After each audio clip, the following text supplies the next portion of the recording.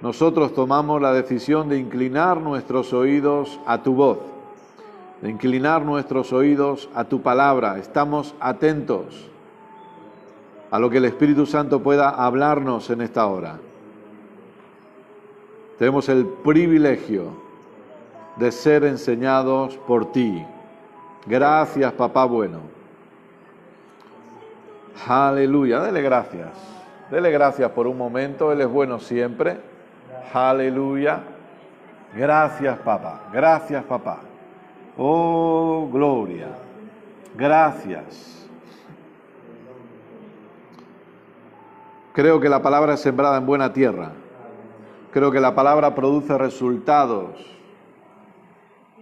y cumple el propósito para el cual ha sido enviada. Gracias, papá, porque tu palabra tiene la capacidad de renovar mentes y transformar vidas, el poder de la palabra de tu gracia en nosotros. Te pido que tú me uses una vez más, que yo pueda ser un instrumento en tus manos. Te pido que hables a través de mis cuerdas vocales y que pienses a través de mi mente, y te agradezco que en este nuevo pacto, en tu favor inmerecido, me has hecho un ministro competente. Gracias, papá. Oro por cada persona que recibe esta enseñanza, por cada uno de los que están aquí, por cada uno de los que se conectan, por cada uno de los que luego van a escuchar esta enseñanza. Oro para que sus vidas no vuelvan a ser igual en el nombre de Jesús. Que el Evangelio sea revelado a cada uno de nosotros. Que la persona de Jesucristo sea revelada cada vez más a cada uno de nosotros. Oro para que Cristo siga siendo formado en cada uno de nosotros, creyendo que el Espíritu Santo obra juntamente con la palabra en cada una de nuestras vidas. Gracias, papá. Gracias, papá, porque el Espíritu Santo obra en cada uno de nosotros. Señales, sanidades, prodigios, entendimiento, sabiduría. Gracias, papá, porque cuando el Evangelio es predicado, todas estas cosas se manifiestan. Aleluya. Aleluya. Eres tan bueno.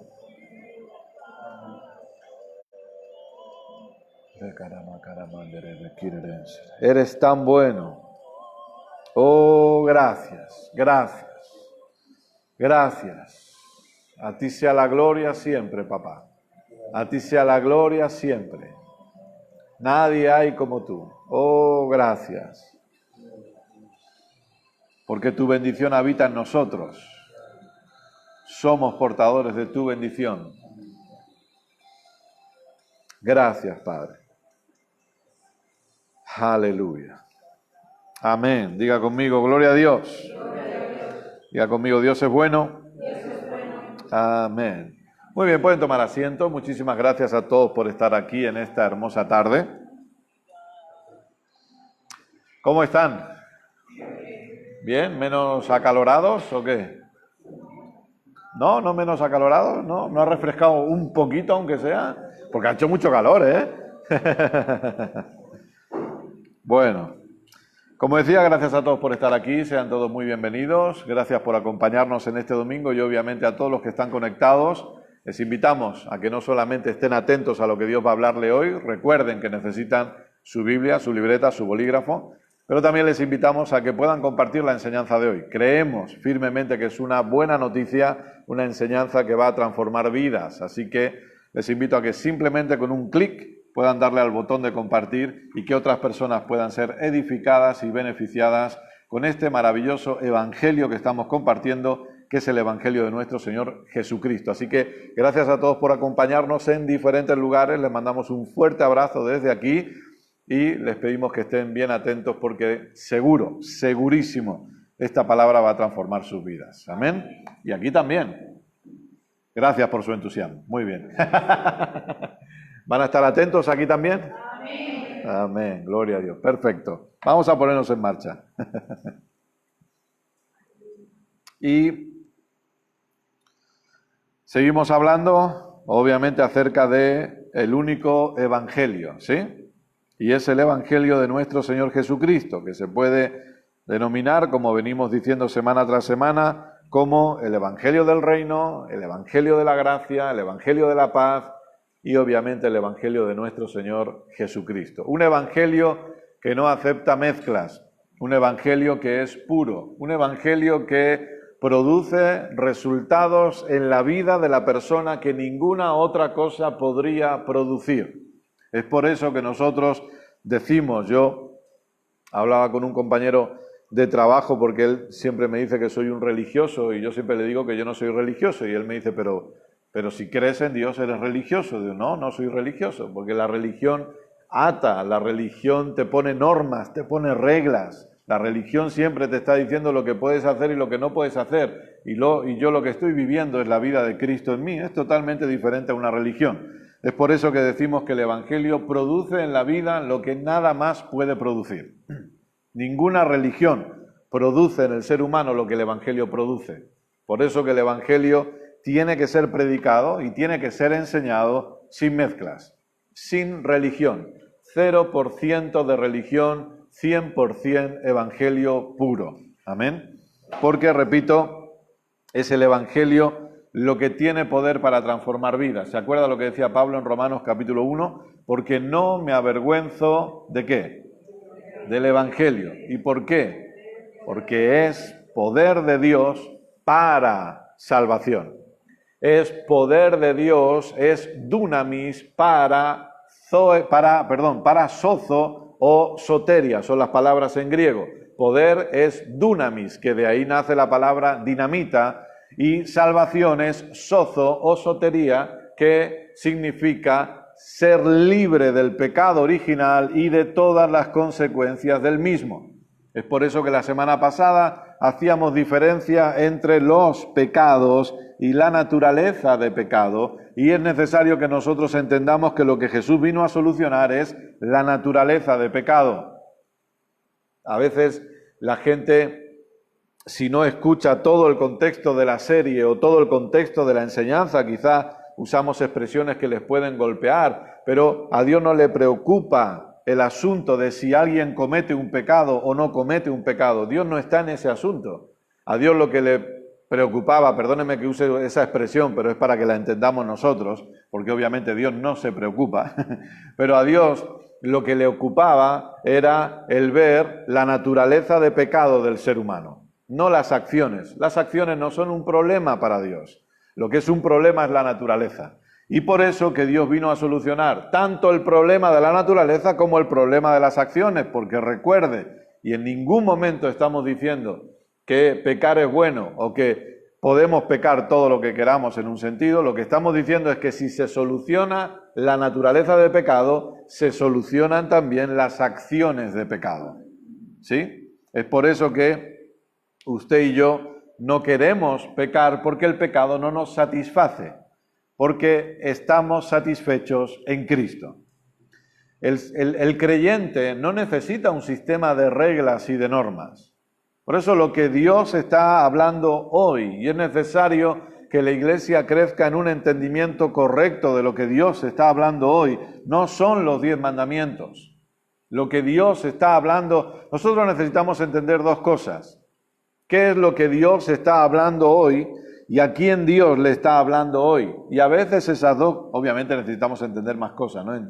Pero estas dos cosas fallamos en comprenderlas. En primer lugar, ¿qué es lo que Dios habla hoy? Dios habla el Hijo. Dios habla por medio del Hijo. ¿Y a quién Dios le está hablando hoy? A la Iglesia. Lamentablemente algunos todavía cometen errores de poner su mirada en Israel y siguen diciendo que Israel es el pueblo de Dios. No puede ser Israel el pueblo de Dios si lo es la Iglesia. No hace falta que diga amén, yo estoy convencido, no se preocupe por eso. Entonces, Israel no es el pueblo de Dios, la Iglesia es el pueblo de Dios. La Iglesia no tiene que mirar a Israel, no tiene que mirar sus fiestas, sus tradiciones. Yo lo compartí ayer en las redes sociales, ustedes lo saben. No tiene que mirar sus fiestas, sus tradiciones, no tiene que estar mirando continuamente a Israel para saber. No. El pueblo de Dios es la Iglesia. La nación santa es la Iglesia.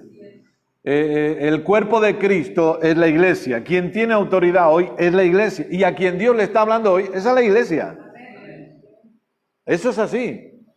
Lo bueno es que, obviamente, como usted sabe, desde el principio de esta gloriosa salvación, bueno, desde el principio entre comillas, pero para que nos entendamos, la salvación entró por medio del pueblo de Israel. Pero ahora en Cristo ya no hay judío ni hay griego, hay el cuerpo de Cristo que es la iglesia. Por lo tanto, a quien Dios le habla es a la iglesia. Usted necesita entender de quién forma parte. Formamos parte de la iglesia, que es la entidad que tiene mayor autoridad en todo este planeta. Por eso que todo lo que estamos aprendiendo debería tener, entre otros, un propósito muy específico. Y es que aprendamos a caminar como lo que somos. Que aprendamos a ejercer la autoridad que Dios nos ha dado como iglesia. Que dejemos de estar con los brazos cruzados. Que dejemos de vivir un juego religioso y empecemos a impartir la vida de Cristo que hay en nosotros. Que seamos una iglesia entendida. Para que por causa de ser una iglesia entendida, seamos al mismo tiempo una iglesia relevante. Y entendamos cuál es la función de la iglesia. ¿Qué es lo que debemos hacer? Predicar el evangelio de Jesucristo a las naciones. Predicar este glorioso evangelio a todo el mundo, cada vez a más gente, cada vez en más lugares. Ese es el papel de la iglesia. El papel de la iglesia no es salir a la calle a protestar por ciertas cosas. El papel de la iglesia no es pintar pancartas y decir no a esto, no a aquello, no a lo otro, y luego nos volvemos a meter en el local. Que lamentablemente para algunos evangélicos pareciera que el local es como el templo para los judíos en su momento. Todo estaba enfocado a eso. En los judíos lo entiendo, en el cristiano no se entiende. Porque el local simplemente forma una parte más de todo lo que es nuestra vida cristiana. Pero para el judío el templo era su todo, porque ahí habitaba Dios, es normal. El templo era el todo para el pueblo, y para algunos evangélicos el local es su todo hoy en día. Y cuando les han cerrado el local, se han visto sin vida cristiana, porque no han entendido qué es iglesia. No han entendido quiénes son en Cristo. Y no han entendido que, repito, esto simplemente forma una parte más de todo lo que es nuestra vida cristiana. Pero que gracias a Dios hoy podemos estar congregándonos sin estar en el local, porque podemos estar conectados en diferentes partes del mundo y ser entrenados, ser edificados y ser instruidos para que podamos caminar como lo que somos aquí en la tierra, la iglesia de Jesucristo. Amén. Entonces, este evangelio es lo único que tiene poder para producir salvación en la vida de las personas. A veces vemos también cómo la iglesia se mete en temas de política y que si un partido, que si otro partido. Escuchen, ningún partido político puede transformar la humanidad. La iglesia de Jesucristo sí puede, porque el evangelio puede hacerlo. Esa es la realidad. Entonces no tiene sentido que como iglesia nos metamos. No estoy diciendo, que se entienda, que un cristiano no puede estar en política. No estoy diciendo eso. Estoy diciendo que la iglesia se meta en esos asuntos de decir, no, este va a ser. No, la iglesia es la que va a transformar vidas. La iglesia es la que puede transformar sociedades. Pero para eso hay que predicar el evangelio. O, más que predicar el evangelio, tenemos que aprender a impartir la vida que está dentro de nosotros. Tenemos que aprender a impartir la vida de Cristo en nosotros a los que nos rodean, para que ellos puedan beneficiarse del privilegio de ser iglesia también, el privilegio de estar en Cristo. Amén. Muy bien. Voy a poner el reloj, llevo ya predicando un rato, ¿no? Pero bueno, yo lo pongo como si empezara ahora, no cuenta, estos minutos no cuentan.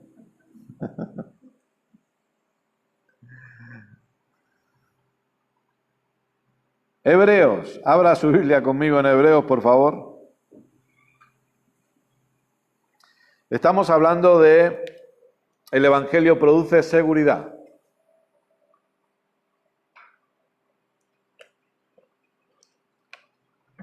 ¿Verdad que sí?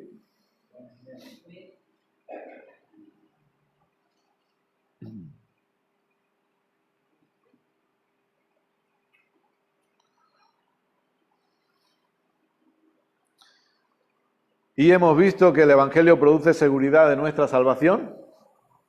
Es decir, en Cristo somos 100% salvos, no necesitamos nada más ni a nadie más. ¿Sí? Si tiene dudas de eso, pues vuelva a escuchar todo lo que hemos hablado. Pero repito, en Cristo somos 100% salvos, no necesitamos de nada más ni de nadie más, y eso nos incluye a nosotros mismos. No necesitamos de nuestra obediencia para ser salvos, no necesitamos de nuestra santidad para ser salvos, no necesitamos de nuestro buen hacer para ser salvos. Jesucristo es quien nos ha salvado, pero no lo más importante, pero para que lo entendamos también, Jesucristo es quien nos mantiene totalmente salvos. Nadie se mantiene salvo por sí mismo. No se puede. Si nadie puede salvarse por sí mismo, nadie puede mantenerse salvo por sí mismo. La santidad de alguien no ha salvado a nadie. ¿Sí? La obediencia de un cristiano no ha salvado a ningún cristiano. Por lo tanto, yo necesito entender que toda mi salvación, desde el principio hasta el final de ella, que es cuando yo esté en el cielo, depende única y exclusivamente de nuestro Señor Jesucristo. No depende de lo que hago o de lo que dejo de hacer. No depende de si dejo de pecar o si obedezco más o menos. Lo que pasa que, repito lo que decíamos antes, cuando crecemos en entendimiento, cuando somos una iglesia entendida, cada vez caminaremos más en lo que somos. Porque entendemos quiénes somos y por lo tanto entendemos la naturaleza que tenemos, la naturaleza que hay dentro de nosotros, y a partir de ahí caminamos en esa naturaleza, caminamos en la vida de Cristo que está en nosotros, pero es necesario entenderla. Es necesario entenderlo. Yo he vivido, quizá algunos de ustedes no, eso depende de cada uno. Yo he vivido por la gracia de Dios, sostenido por Dios en este evangelio por más de 30 años. Más de 30 años. Y al principio con un sistema religioso de normas, de reglas, la religión evangélica, poniendo normas y reglas y esto, y no hagas esto, y no hagas lo otro, y que la playa es pecado, y que el cine es pecado, y que esto es pecado, y que todo es pecado. No te muevas. Pecado, has pecado. Y yo he vivido así desde mi adolescencia, atado por una religión. Esa es la realidad. Pero ¿sabe qué? Esas reglas no impedían que igualmente falláramos o pecáramos o no viviéramos como lo que somos. Sin embargo, el entendimiento de la gracia es lo que ha producido en mí el que yo ahora pueda caminar mejor como lo que ya soy en Cristo sin esforzarme.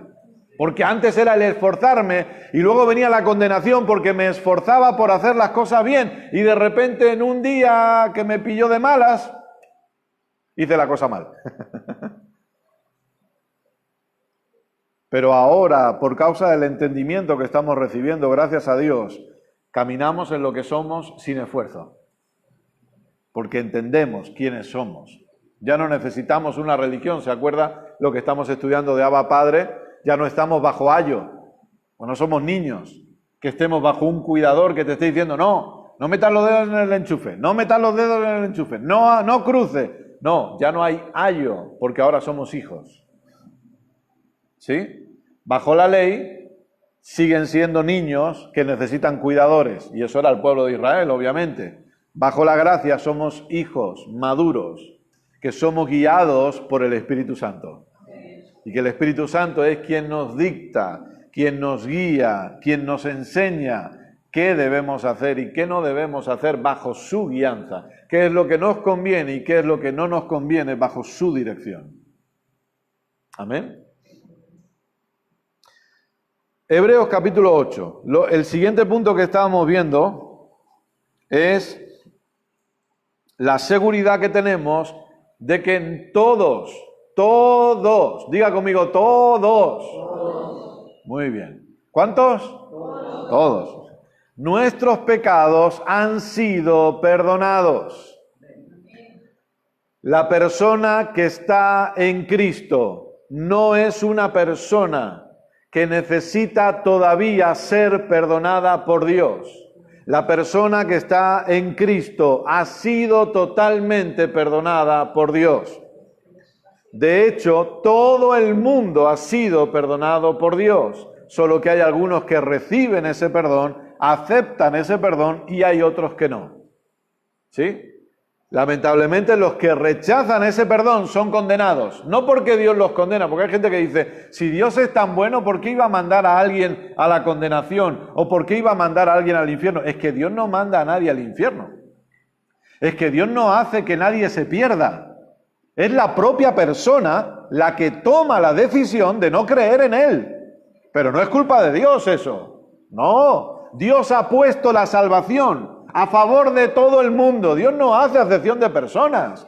Dios no te pregunta qué has hecho antes de ofrecerte la salvación, no. Dios dice, aquí está la salvación para quien quiera. Es que yo soy un asesino de niños, da igual, has sido perdonado, mi sangre te redime completamente si quieres. Es que yo soy un violador, no pasa nada. Jesús, mi hijo, murió por ti, para que seas salvo. Dios no dice a la gente, yo te mando al infierno. No, Dios le dice, aquí está la salvación. ¿La aceptas o no? Y si la persona, sabiéndolo, dice, pues yo no quiero ser salvo, bueno, eso ya no es responsabilidad mía. Es como que yo le digo a usted, es un ejemplo, no se lo tome en serio, porque no va a ser en serio, ya se lo digo ahora, no se me venga arriba, por un momento.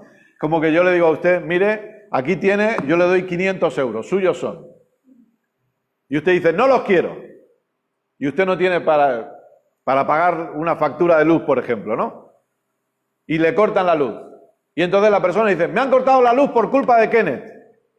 No, yo le di el dinero, pero usted no lo recibió. Entonces la culpa no es mía. El dinero lo dejé, yo lo puse ahí en la mesa, luego cuando acabe la reunión pásese por ahí, si está lo coge. Ahí dejo los 500 euros.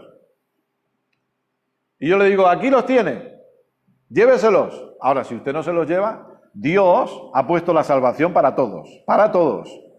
El que quiere la recibe, el que no quiere lamentablemente la rechaza y se condena a sí mismo. No le condena a nadie, no, eso es lo que dice Juan 3, ¿o no? No lo estoy leyendo, pero si usted recuerda el pasaje, es lo que dice. Para que el que en él crea no se pierda, mas tenga vida eterna. Ahora, el que no cree en él se ha condenado, dice. No dice Dios le condena, no. El que no cree en él se ha condenado por no creer. Pero, ¿qué es lo que Dios quiere? Que todo el mundo sea salvo. Claro. Ese es el deseo de Dios, ¿estamos de acuerdo? Ese es el punto. Entonces la salvación está para todos, la persona lo recibe si quiere. Pero el perdón de pecados está disponible para todos. Ahora, con el entendimiento que nosotros tenemos que hemos venido a Cristo y que nosotros podemos disfrutar de esta vida nueva en Cristo, debemos entender que si cuando yo no estaba en Cristo, mis pecados eran perdonados, ¿cuánto más ahora que estoy en Cristo? O sea, yo lo que no entiendo, y fíjese que yo estuve ahí metido también, pero cuando se abre la luz, cuando se abren los ojos, uno dice, pero ¿cómo puede ser? El otro día lo comentaba con mi esposa, ¿no? Que estábamos estudiando un tema y lo veíamos en la Biblia y decíamos, ¿cómo puede ser que esto ha estado ahí toda la vida y no lo hemos visto? Y no lo hemos visto. Y uno lo lee y dice, pero si es que está clarísimo, si es que no hay duda, no tienes por dónde cogerlo para dudarlo, pero no lo habíamos visto hasta que se te abren los ojos. Y cuando Dios te abre los ojos, entonces uno entiende. Entonces yo lo que no puedo entender es, ¿cómo puede ser tan fácil o no es fácil la salvación para el que no está en Cristo? ¿O no predicamos eso todos? Cuando vamos a las personas de afuera, compañeros de trabajo o familiares o quien sea, y usted le predica el evangelio, ¿usted no le predica un evangelio fácil? Si la persona le dice, usted le empieza a hablar y al final la persona le dice, bueno, ¿y qué tengo que hacer para recibir ese regalo tan maravilloso? ¿Qué tengo que hacer para ser salvo? ¿Y usted qué le dice? Tienes que creer en Jesús. ¿Cómo puede ser que para el que no está en Cristo la salvación sea tan fácil, pero para los que estamos de este lado la salvación se complica tanto? O sea, para el que no está en Cristo es fácil, para los que estamos aquí, que si tienes que obedecer a Dios, tienes que obedecer los mandamientos, tienes que vivir en santidad, tienes que cortarte el pelo, tienes que quitarte los pendientes, no puedes llevar tatuaje, no puedes ir a la playa, no puedes llevar falda, no puedes llevar pantalón, no puedes no sé qué, no puedes... Todo eso. Y uno dice, pero si cuando estaba yo drogado en el mundo, era yo un pervertido y me dijeron, no pasa nada, Cristo te ama y te recibe tal y como eres, solamente cree en Él. Y ahora que creo en Él, me están diciendo de todo. Que si no hago esto, que si no oro a las 6 de la mañana no vendrá el marido y la virgen estará dormida, ¿no? Las 10 vírgenes y esto, y uno así y el otro y tal. Y al final dice, yo no puedo más, me voy. No puedo con todo esto, demasiado peso para mí. Porque van cargando. Pero no, escuche, la salvación depende desde el principio hasta el final de nuestro Señor Jesucristo y no de nosotros. No de lo que nosotros hacemos o dejamos de hacer. Depende de Él.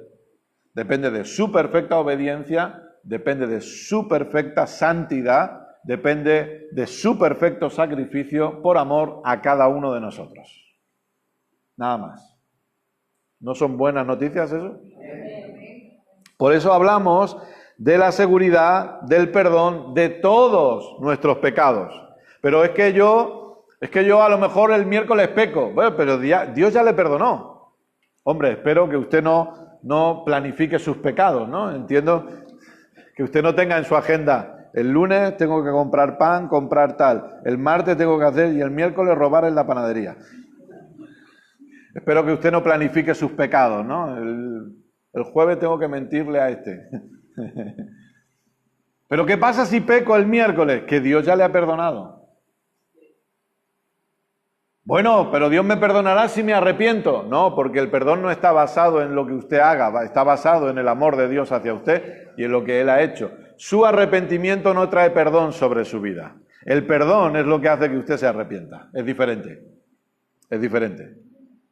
Entender que Dios me ha perdonado es lo que produce un cambio de mente. Porque arrepentimiento, recordémoslo por si acaso, a veces en el camino se nos olvida que arrepentimiento tiene que ver con un cambio de mente, no tiene que ver con lloriquear delante de Dios, tiene que ver con un cambio de dirección, un cambio de mentalidad, ¿sí? Eso es arrepentimiento verdadero.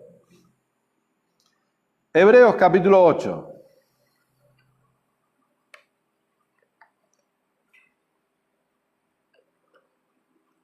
Yo le dije que si usted quería podía estudiarse estos capítulos, incluso la carta entera a los hebreos, porque es una carta maravillosa,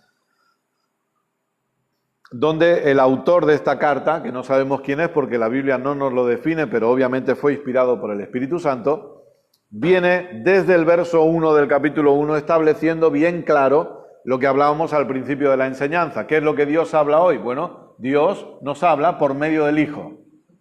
¿Sí? Es decir, lo que Dios está hablando hoy es el Evangelio de Jesucristo. Y desde ese punto, Hebreos viene exaltando la persona de Jesucristo por encima de todo lo demás.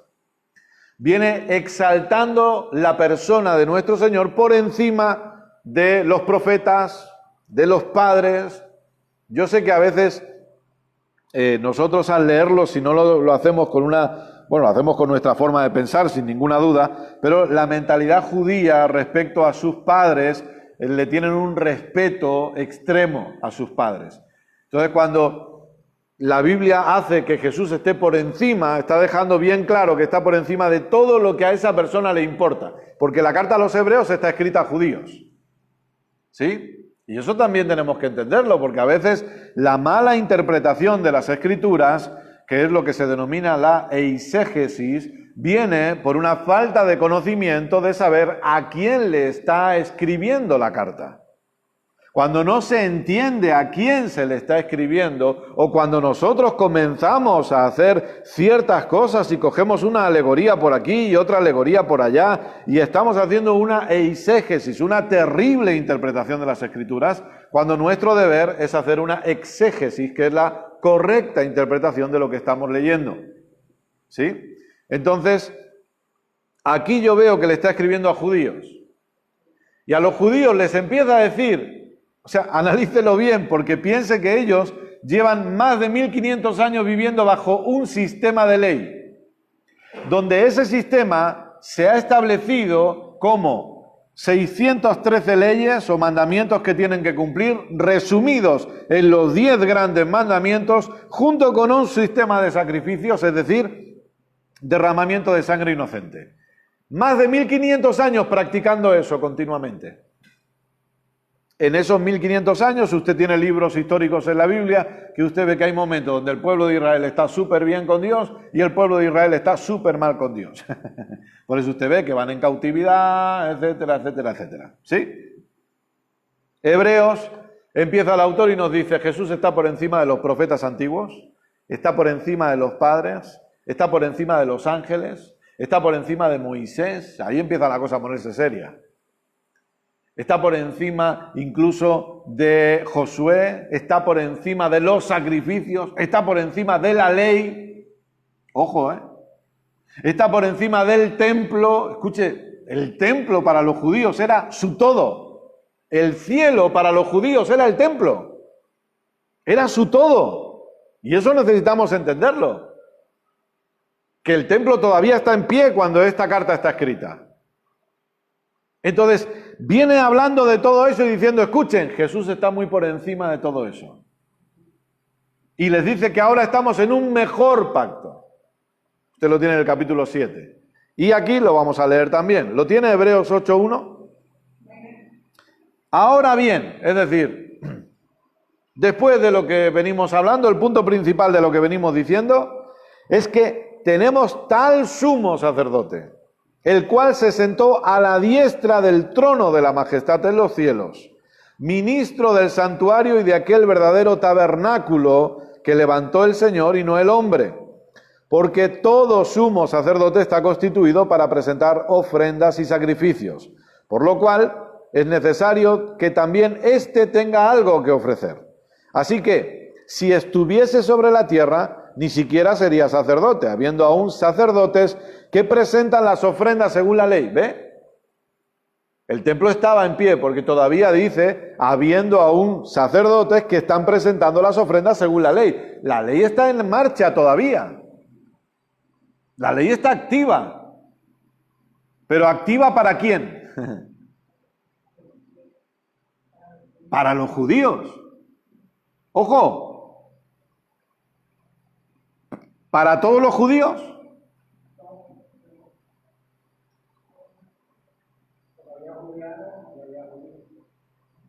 ¿Cómo? Pero yo quiero ir un poquito más allá. Exactamente. ¿Qué hemos dicho al principio? Somos el pueblo de Dios. No miremos a Israel, pero ojo, hay gente de Israel que es pueblo. ¿Pero por qué? Porque creen en Cristo. Entonces, la ley sigue en marcha, ¿pero para quién? Para los judíos, no para los gentiles, Las maldiciones de esa ley, que todavía estaba activa, jamás caerían sobre los gentiles, porque ellos no tenían ese pacto con Dios, pero sí para el judío, que no creía en Cristo. Porque recordemos, repito, usted tiene que los primeros cristianos son, obviamente, judíos. Los primeros 3.000 que se convierten, los primeros 5.000 que se convierten, hasta Hechos capítulo 10 no aparece un gentil, ¿o no? Hasta Hechos 10 no aparece un gentil. Quiere decir que desde que empieza Hechos hasta el capítulo 10, todos los que van naciendo de nuevo son todos judíos.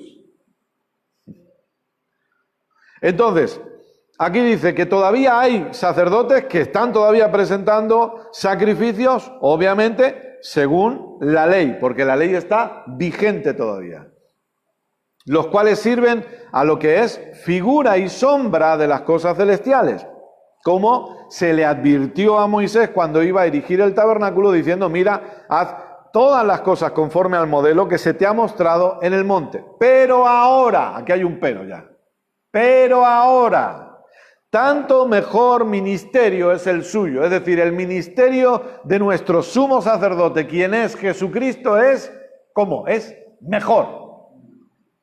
Y por favor, quédese con esa palabra. Hay expresiones en la Biblia, sobre todo en el Nuevo Pacto, que deberíamos meditar con profundidad. Una de ellas es esta, mejor. Sentarnos por un momento, usted puede hacer su propio estudio en su casa y meditar en este punto. La otra es mucho más. Mucho más se repite en Romanos, sobre todo en los 5 primeros capítulos. Recuerde Romanos 5:17, mucho más reinarán en vida, mucho más. Pero aquí la expresión mejor es para que nos detengamos, porque una de las cosas que yo he compartido estos días, sobre todo el jueves, que Dios nos llevó a ministrar la enseñanza acerca de sanidad, una de las cosas que necesitamos entender es cómo es posible que la gente dude respecto a sanidad, cuando en el antiguo pacto era ilegal que un judío estuviera enfermo si estaba dentro del pacto. Ilegal. O sea, el problema es que a veces no entendemos los términos legales. Y si vamos a entender pacto, necesitamos entender legalidad. Porque si el pacto que Dios establece no es legal, Satanás tiene a qué acogerse para decirle, este pacto no es legal y por lo tanto aquí hay una brecha y yo puedo aprovecharla. O usted no ve, algo habrá oído, estoy seguro. Aunque sea de pasada, aunque sea por error, habrá oído algo de Messi. Algo. ¿Sabe quién es Messi? ¿Ha oído? Messi era un chico así, ¿no? Que más o menos jugaba al fútbol, más o menos. Sí, jugador del City. Y usted habrá visto que tienen ahí, ¿no?, un tira y afloja entre Messi y ese gran equipo que es el Barça, el mejor del mundo. Dejémoslo ahí, nadie... ¿Y cuál es el tira y afloja? Están los abogados del Barça, no le voy a hablar de fútbol, pero para que entendamos, ¿no? Los abogados del Barça, los abogados de Messi, ¿haciendo qué? Revisando el contrato para ver si hay un pequeño hueco para decir, aquí nos cogemos nosotros. Es decir, para que los abogados de Messi hicieran lo que han hecho, se han tenido que estudiar mucho ese contrato para atreverse a decir, señores, aquí se acaba y la cláusula no se paga. Pero han tenido que sentarse y ¿qué? Estudiar. ¿Estudiar qué? La legalidad del contrato. El problema que tenemos con los cristianos es que no estudiamos los términos legales del contrato o del pacto, si le suena mal la palabra contrato, entienda, o del pacto en el que Dios nos ha puesto por su gracia. Pero necesitamos estudiarlo. Porque legalmente era imposible que un judío estuviera enfermo durante el pacto. Y resulta que ahora nosotros tenemos un mejor ministerio, un mejor sumo sacerdote, pero como leeremos ahora, un mejor pacto que está establecido sobre mejores promesas. Es decir, en el antiguo pacto nadie dudaba del privilegio de caminar en salud divina por causa del pacto. En el nuevo pacto tenemos gente que se pone detrás de un púlpito o detrás de un micrófono diciendo que a veces la voluntad de Dios es sanidad y que Dios permite enfermedad para enseñarte algo. Es no entender la legalidad del pacto. ¿No se entiende? No se entiende. Porque en la legalidad del pacto hay sanidad. Y no es discutible. No es discutible. El problema es la falta de entendimiento. Bueno, si hay falta de entendimiento, allá cada uno con lo suyo. Pero que hay sanidad, la hay, porque en el antiguo pacto, que es un pacto inferior, había sin discusión sanidad. ¿O no recuerda el rey Ezequías que Dios le dijo al profeta, ve y dile que se muere, que ordene su casa que se muere? ¿Y qué hizo el rey? Recordarle, porque estaba bajo un pacto de ley, se giró a Dios, el profeta salió y él se giró y le dijo, ¿qué está pasando? ¿Qué está pasando? ¿Por qué me muero? ¿Por qué tengo que ordenar mi casa si yo he hecho esto? Por ti, he hecho esto, he derribado altares, he derribado ídolos, he quitado la idolatría de en medio de tu pueblo. ¿Qué me estás contando? ¿Cómo que yo me muero? ¿Por qué me tengo que morir yo? Si según el pacto yo he hecho cosas buenas. Y antes de que el profeta saliera por la puerta, Dios le dice, date media vuelta que le quedan 15 años más, ve y díselo, que no se muere porque este es bueno. Porque era un pacto de ley. Usted hoy no puede hacer eso, delante de Dios, ya se lo digo ahora. Eso no se puede hacer hoy, porque este es otro pacto. Usted hoy no puede ir delante de Dios y decirle, yo soy muy bueno, Señor, sáname, yo no puedo morirme porque yo, mira, yo oro mucho, doy mucho dinero. Dios le va a decir, a mí eso no me interesa. No. Pero hoy la sanidad nos pertenece en base a lo que Jesús hizo. Pero a lo que me refiero es, si esta persona, con un pacto inferior al nuestro, hizo que Dios le alargara 15 años de vida, cuanto más nosotros que estamos en un mejor pacto. Pero no entendemos a veces la legalidad de este asunto. Y le aseguro que a Dios, le aseguro que a Él, no sé a los abogados de Messi o a los abogados del Barça, no tengo ni idea, pero le aseguro que a Dios no se le ha escapado ni un solo detalle de este contrato, de este pacto, para que nosotros podamos disfrutarlo en toda su plenitud. Así de sencillo. Entonces dice, es mejor ministerio por cuanto es mediador de un mejor pacto establecido sobre mejores promesas. ¿Por qué es mejor el pacto y por qué son mejores las promesas? Porque todas las promesas se han cumplido en Cristo. Y porque este pacto no depende de mí, sino que depende de Dios única y exclusivamente. Y yo soy el benefactor, el que recibe el pacto, nada más. Pero no tengo que cumplir con ninguna parte específica del contrato, porque eso Dios lo hizo. Obviamente mi parte es creer, pero no tiene nada que ver respecto a lo que Dios ha hecho por el ser humano. Verso 7. Porque si aquel primero hubiera sido sin defecto, ciertamente no se hubiera procurado lugar para el segundo. Yo sé que usted lo sabe, pero ¿cuál era el defecto del primer pacto? El ser humano, el pueblo de Israel, que no podían cumplir la ley. Porque reprendiéndolos dice, he aquí vienen días, dice el Señor, en que estableceré con la casa de Israel y la casa de Judá un nuevo pacto.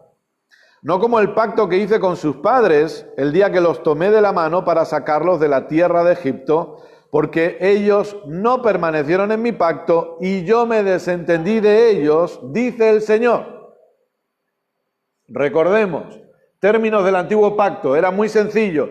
Dios dice, mientras vosotros estéis de mi lado, yo estaré de vuestro lado. En el momento que vosotros me deis la espalda, yo os doy la espalda a vosotros. Sencillo, por eso aquí dice, primero ellos decidieron salirse del pacto y yo me desentendí. Por lo cual, este es el pacto que haré con la casa de Israel.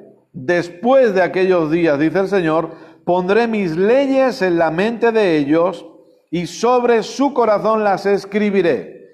Y seré a ellos por Dios, y ellos me serán a mí por pueblo. Y ninguno enseñará a su prójimo, ni ninguno a su hermano, diciendo, conoce al Señor, porque todos me conocerán desde el menor hasta el mayor de ellos. Escuche bien ahora, porque seré propicio a sus injusticias. Y nunca más, diga conmigo, nunca más. Nunca más. Esta es otra expresión para meditar en ella. Nunca más me acordaré de sus pecados y de sus iniquidades. Nunca más. Es decir, cuando la persona se acerca, por decir algo, se acerca a Dios diciéndole, Señor, he pecado, mira este pecado, como algunos relatan en el Salmo 51, ¿no? Este pecado que está delante de mí. Dios está mirando con una cara diciendo, yo no me acuerdo. He decidido, he tomado la decisión de no acordarme de ninguno de tus pecados. Usted puede tener plena confianza, escuche, para que la condenación no entre en su vida. Como dije la pasada semana, la condenación es la raíz de muchos de los problemas del cristiano. Del 90% de los problemas del cristiano, su raíz es la condenación que hay en ellos, que algunos no se dan cuenta, pero tienen condenación. Y para que la condenación no entre, usted necesita escuchar el Evangelio continuamente, porque el Evangelio producirá en usted seguridad de que todos sus pecados han sido perdonados y que su posición delante de Dios es una posición de justicia completa, una posición correcta, que Dios le ve a usted como una nueva criatura sin pecado, con una naturaleza sin pecado. En ningún momento así es como Dios le ve. ¿Dónde? En el Espíritu. En su Espíritu. Dios le ha hecho justo, Dios le ha hecho perfecto, Dios le ha hecho santo. Y es cierto, a veces cometemos errores. Es cierto, tenemos una mente que necesita ser renovada con la palabra, sin ninguna duda, pero eso no quita la realidad que Dios ya nos ha perdonado de todos nuestros pecados. Y que puedo entrar confiadamente, como dice esta carta en los primeros capítulos, al trono de la gracia para hallar el oportuno socorro. Dios está a su favor siempre, porque Él no se acuerda de ninguno de nuestros pecados. Gloria a Dios. Usted puede alabar a Dios y dar gracias a su papá porque Él le ama. Y Él ha decidido no acordarse. Y esto mismo lo repite luego en el capítulo 10. Exactamente las mismas palabras. No me acordaré de sus pecados y de sus iniquidades nunca más. No lo haré. Es por eso que entendemos cuando nosotros podemos decir, yo tengo la bendición de Dios. Cuando hablamos que la salvación no se puede perder. Como algunos han enseñado, la salvación no se puede perder porque no es algo que usted se trabaja o que usted gana. Es que no puede. Es que perder la salvación significa perder la posición de hijo. Y yo no puedo perder esa posición. Mi hijo nunca jamás perderá su posición de hijo. Mi hijo será mi hijo. Ahora, que alguien diga, bueno, él puede decidir rechazar ser hijo, claro, pero la posición no la pierde. Y yo como padre le seguiré viendo como mi hijo. Dios es nuestro Padre bueno y nos ve como sus hijos siempre. Y esa posición es una posición eterna y para siempre en la que Dios le ve a usted sin pecado. Quiere decir que no hay ningún impedimento para que usted pueda disfrutar de todo lo que la herencia de Dios le ha dado. No hay ningún impedimento para que usted disfrute su bendición, para que usted disfrute la sanidad, para que usted disfrute la prosperidad. Nada puede impedirlo. Solamente la ignorancia, la falta de conocimiento. Escuche, ni el diablo puede impedir que usted disfrute de lo que es suyo. Él no puede. Yo sé que a veces tenemos muchos cristianos entretenidos con el diablo, porque mientras están entretenidos con el diablo, no están entendiendo y no están aprendiendo y no están creciendo en conocimiento. Sobre todo los pentecostales. Andan entretenidos con el diablo o andan entretenidos para que Dios abra los cielos y mientras se entretienen en esos juegos, no aprenden, no crecen en conocimiento. Y ese sí es un problema, cuando no hay conocimiento. Porque si no conozco, no puedo disfrutar lo que no conozco. Si no sé quién soy, no puedo caminar como lo que soy, porque no sé quién soy. Entonces no puedo disfrutar de lo que soy, porque no lo sé. Como una persona habrá visto en películas, ¿no? O en series, una persona con amnesia. No sabe quién es, no reconoce a su esposa. Entonces no puede... Se asusta, ¿no? No puede disfrutar de lo que era su vida antes porque no sabe qué vida era la suya. Entonces cuando el cristiano no sabe qué vida tiene, no la puede disfrutar. Por eso, recuérdelo, que usted y yo nos reunimos, ya sea por vía internet o ya sea porque venimos al local. Usted y yo nos reunimos porque queremos crecer en conocimiento. Este no es un lugar para entretenimiento, este es un lugar para ser entrenados en el conocimiento de la vida que habita en nosotros. Aquí somos entrenados en el conocimiento del Cristo que nos habita, del Cristo que ya vive en nosotros. ¿Sabe usted que Cristo ya vive en usted? Usted dirá, sí, porque me lo está repitiendo cada semana. Bueno, pero es que hay que hacerlo. Hay que hacerlo. Cristo ya vive en usted. Entendamos el Cristo que llevamos dentro. Y eso hará que dejemos de estar entretenidos con un evento futuro que tiene que suceder para que empecemos a caminar en el presente, en el hoy, con la vida de Cristo que ya llevamos en nuestro interior. El Cristo que nos habita. Escuche, aunque usted no lo sienta, Cristo habita en usted. Porque la vida que usted tiene hoy es la vida de Cristo dentro suyo. Es así de sencillo. Fíjese si es maravilloso eso. Fíjese si es tremendo este nuevo pacto. Por eso Jesús que le dijo a los discípulos, es necesario que yo me vaya. Y a ellos les sabía mal y les dolía. Pero ¿por qué era necesario? Porque había un Cristo solo. Pero si Él no se iba, no podía ocurrir esto. Que es verdad que hay un solo cuerpo, pero hay un Cristo habitando en millones de personas. Entonces ya no es un Cristo caminando por una zona específica, sino que ahora es Cristo impartido en millones y millones de personas que caminan por este mundo y que estamos llevando esta vida de Cristo a muchas más personas también. Y como iglesia necesitamos entender eso y necesitamos crecer en ese conocimiento. Por lo tanto, dice, nunca más me acordaré de sus pecados y de sus iniquidades, al decir nuevo pacto ha dado por viejo al primero, y lo que se da por viejo y se envejece, fíjese, está próximo a desaparecer, no dice ha desaparecido.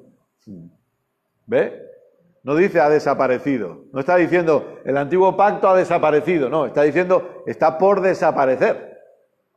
Pero hemos leído antes que la ley estaba vigente. Si la ley está vigente, el antiguo pacto, ¿qué ocurre? Sigue vigente. ¿Sí? ¿Hasta cuándo?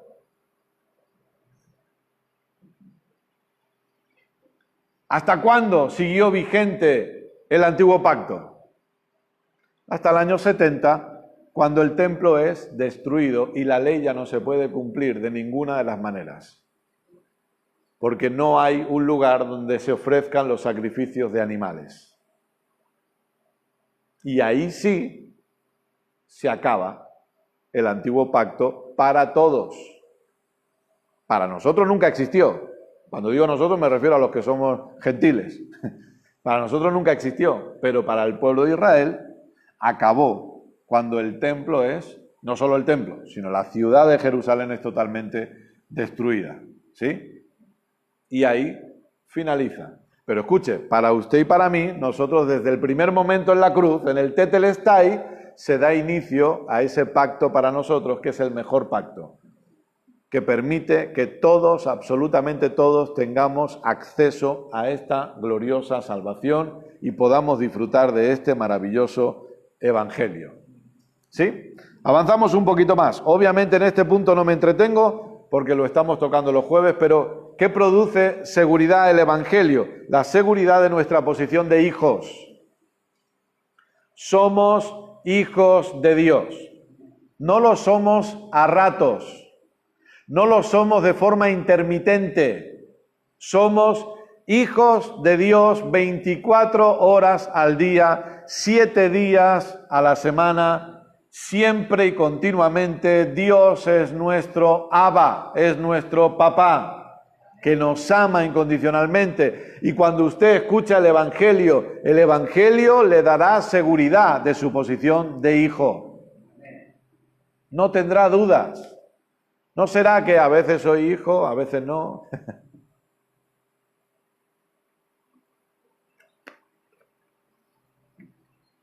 Recuerde que en Lucas 15, que yo sé que todos la conocemos, lo que se ha denominado la parábola del hijo pródigo, pero lo que realmente vemos es un padre amoroso. El que piensa que no es hijo, es el hijo.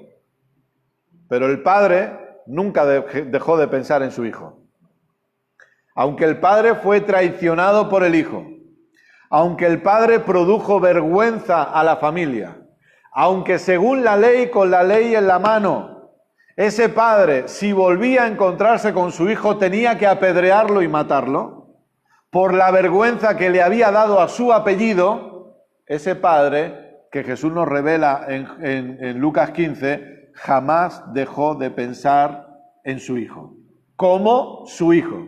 Fue el hijo que por estar alejado de la casa, que por estar alejado del padre, que por todas las circunstancias que experimentó, por la viva la vida que llevó a cabo por gastarse la herencia del padre.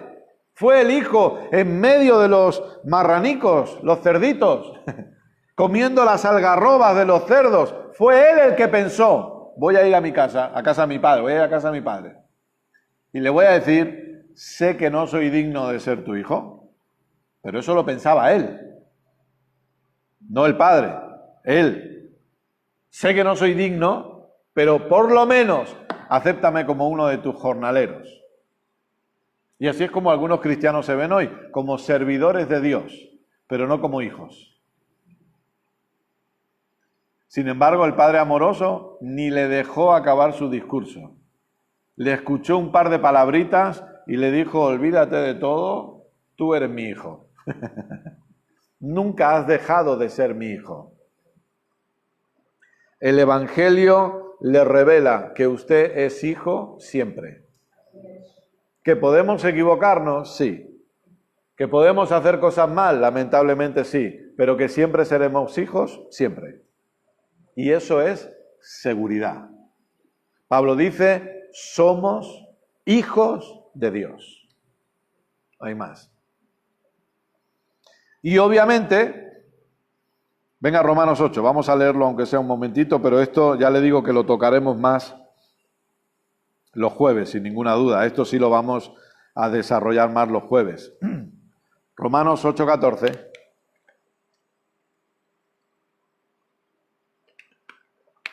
¿Vamos bien por ahora?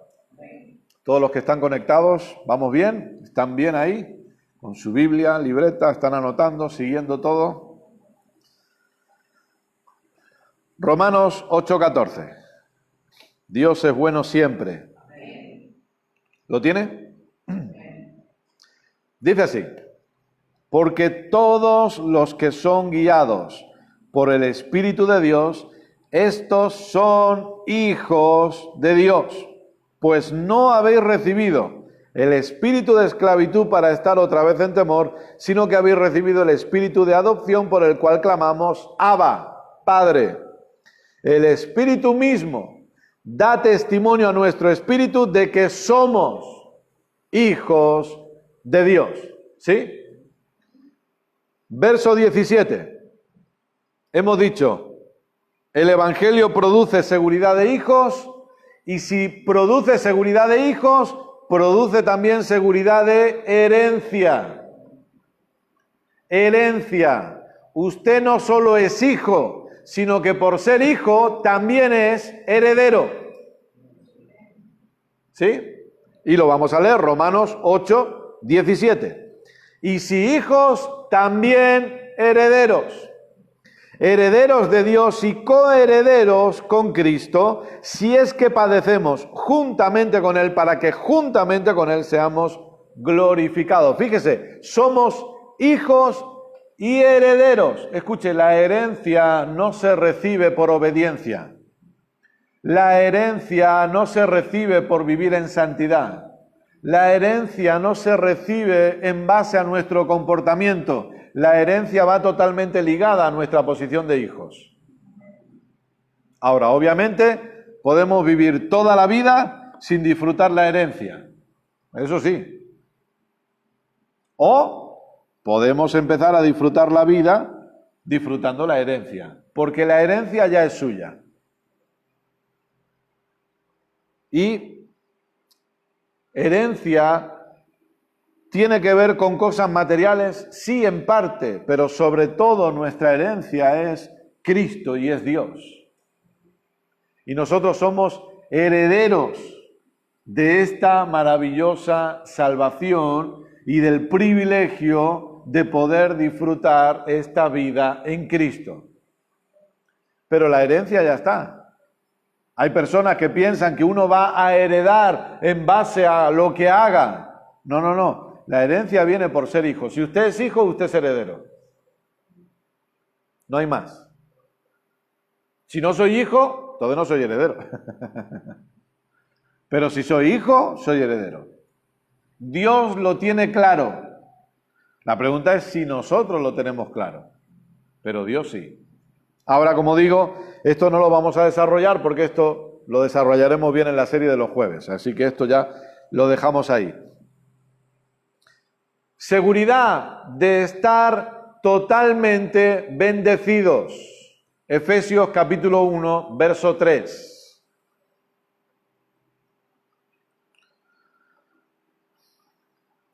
Efesios capítulo 1, verso 3. Escúcheme bien, amado, amada, usted ya tiene toda la bendición de Dios en su vida.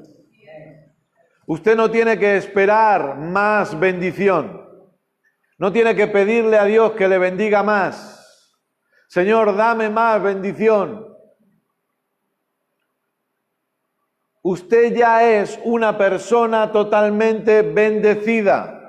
La bendición habita en usted. El problema es que lamentablemente a veces, por no enseñar ciertas cosas correctamente, hemos pensado que la bendición tiene que ver con algo externo. Y hemos pensado que hay personas que son más bendecidas que otras porque tienen más que otros. No, escuche, lo externo no tiene nada que ver con la bendición.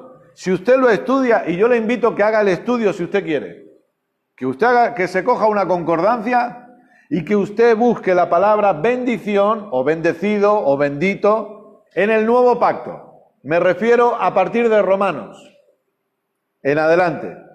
Y usted va a ver que nunca se refiere a algo material la bendición, sino que es algo interno. No habla de sanidad. La sanidad no es una bendición. Y usted pensará, ¿entonces qué es? No, es que ese es el problema. Que hemos pensado que cuando de repente uno se manifiesta la sanidad, dice, oh, qué bendición, tengo la sanidad. Pero la sanidad no es la bendición.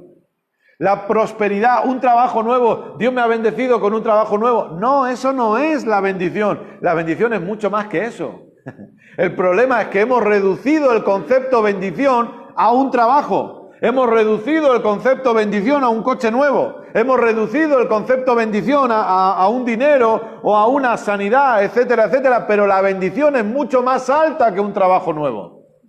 La bendición es el poder de Dios que habita dentro suyo. La bendición es la capacidad y la habilidad que Dios le ha dado para que usted camine en victoria en medio de cualquier adversidad. Ahora, ¿se manifiesta por medio de diferentes maneras? Sí, pero la bendición no es lo que usted ve, la bendición es lo que usted lleva dentro. No sé si me estoy explicando.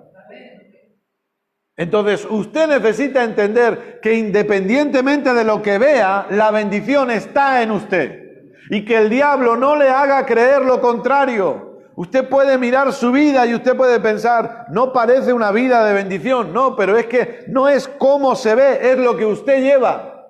Ahora, el trabajo nuestro, sin ninguna duda, es aprender a manifestar ese poder en el exterior, aprender a permitir que la bendición que hay en nosotros fluya de nosotros hacia afuera. Efesios 1:3, ¿lo encontró? Bendito sea el Dios y Padre de nuestro Señor Jesucristo. Fíjese, Pablo está alabando a Dios. ¿Estamos de acuerdo? Él está alabando a Dios, que nos bendijo con toda bendición espiritual en los lugares celestiales en Cristo. ¿Con cuánta bendición? Con toda. Usted no tiene que decir, bueno, voy a salir para que el pastor me bendiga, que imponga manos sobre mí para que el pastor me bendiga. Usted ya tiene la bendición. Lamentablemente a veces hemos generado un sistema evangélico dependiente de ciertas cosas o, peor todavía, dependiente de ciertas personas. Y yo quiero que entienda algo. Claro que la figura de los pastores estamos para algo, sin ninguna duda, pero no para que usted dependa de nosotros. Y los pastores no deberíamos enseñar y no deberíamos predicar de manera que la gente esté dependiendo de nosotros continuamente, ni muchísimo menos. Por eso leía en las redes sociales que una persona dijo, yo me empecé a reunir con 2 hermanas y de repente el pastor de la congregación se enteró y nos dijo que no podíamos reunirnos para orar juntas o para estudiar juntas.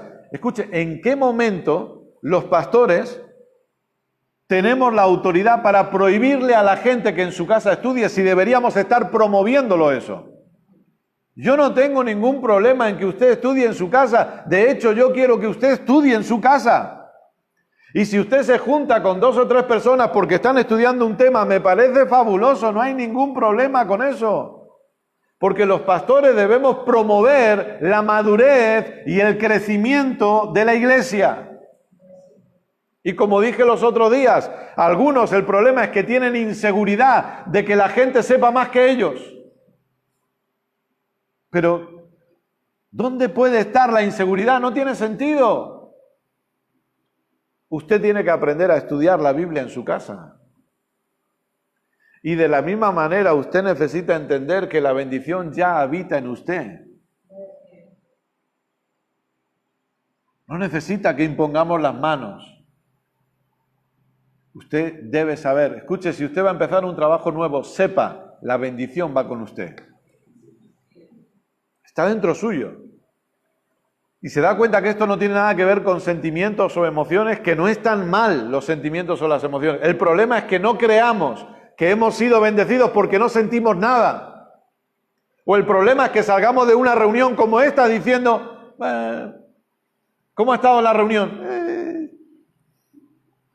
El pastor no ha estado inspirado hoy porque no me ha puesto los pelos de punta. Y yo se lo he dicho muchas veces, si usted quiere los pelos de punta, meta los dedos en el enchufe. ¡Cha! Se le van a parar los pelos ahí. El problema es ese, que formamos un sistema basado en sentimientos, en emociones o en dependencias. Me voy de viaje, que el pastor ore por mí. ¿Por qué? Porque si no, ¿qué va a pasar? ¿Se cae el avión? Si se va en avión. Si se va en barco, ¿qué pasa? ¿Se hunde el Titanic?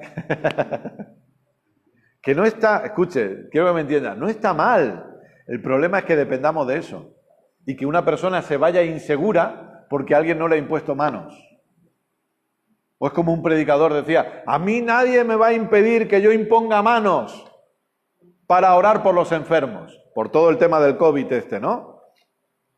Entonces, un predicador en Estados Unidos, muy conocido. Entonces, claro, se ve que habían prohibido que hubiera imposición de manos, por, repito, el tema del COVID.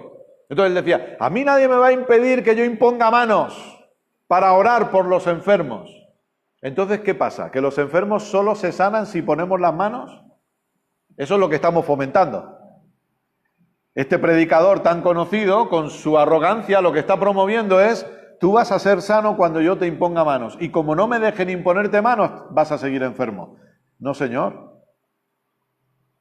Yo puedo mirar a la cámara ahora y decirle a los que están enfermos por las llagas de Jesús han sido sanados. Y todos son sanados sin imposición de manos.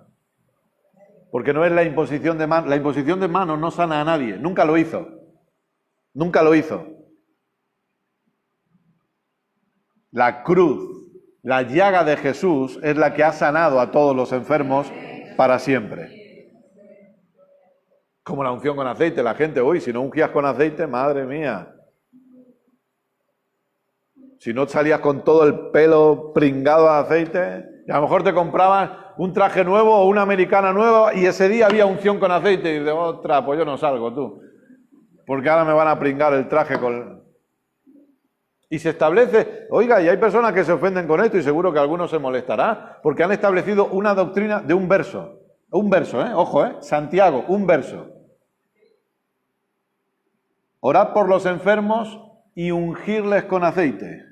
Un verso. ¿Cuántas veces Pablo habla de la unción con aceite?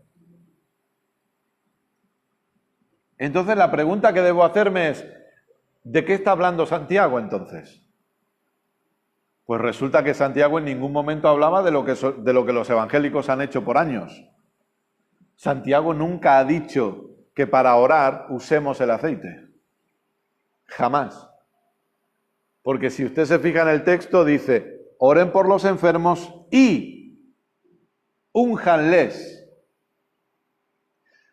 ¿Y sabe qué aceite era? Era un ungüento que se usaba como pomada para purificar las heridas, que es el mismo ungüento y el mismo aceite que nos habla en la parábola del se me fue el nombre ahora, del buen samaritano. Gracias, Padre. ¿Se acuerdan? Que lo cubre, le pasa con aceite, le venda las heridas. Es ese aceite. No es el aceite de oliva que tienen los evangélicos ahora en los púlpitos. No está hablando de eso. No está hablando de pringarse con aceite y pringar el pelo de los demás. Lo que Santiago dice es, oren por ellos, pero también pónganles en las heridas este tipo de ungüento y serán sanados. Eso es lo que está diciendo. Estúdielo. Usted puede estudiarlo, ¿eh? No me crea a mí, simplemente estúdielo. Vaya y estúdielo, lea el contexto y va a ver. Pero aunque no fuera así, que ya le digo yo que sí es así, pero aunque no fuera así, mi pregunta es, ¿cómo establecemos una doctrina tan radical por un solo verso cuando Pablo no habla de la unción con aceite en ningún pasaje? En ningún pasaje. Ni Juan tampoco, ni Hebreos tampoco, ni Pedro tampoco. Santiago en un versículo lo dice y ahora todos tienen que orar con aceite.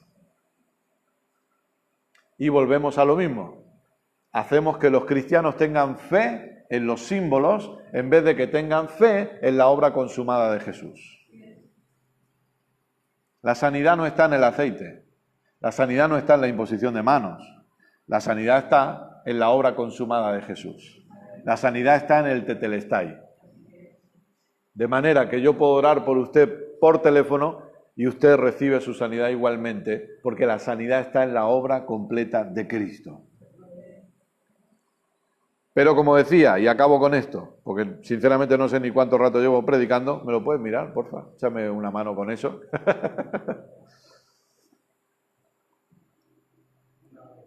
1 hora y 6. Buah, estoy ya... A estas alturas ya puedo seguir hasta completar las 2 horas, entonces. Bendición es algo que usted lleva dentro,